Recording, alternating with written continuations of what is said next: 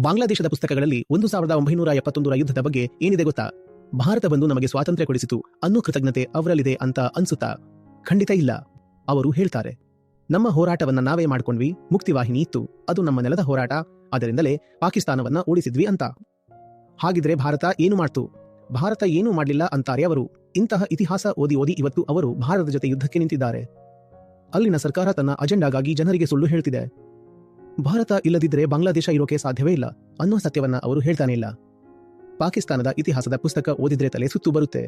ಅಲ್ಲಿ ಗಾಂಧಿ, ನೆಹರು ಎಲ್ಲರೂ ದುಷ್ಟರು, ಜಿನ್ನಾ ಒಬ್ಬರೇ ಹೀರೋ ಮತ್ತು ರಕ್ಷಕ, ಹಿಂದೂಗಳು ದೌರ್ಜನ್ಯ ಮಾಡಿದ್ರು, ಅದಕ್ಕೆ ಮುಸಲ್ಮಾನರು ಬೇರೆಯಾದ್ರು, ಕೊನೆಗೆ ಅವರಿಗೊಂದು ದೇಶ ಸಿಕ್ತು ಅನ್ನೋ ಕಥೆಗಳನ್ನ ಪುಟ್ಟ ಮಕ್ಕಳಿಗೆ ಪಾಠ ಮಾಡ್ತಿದ್ದಾರೆ.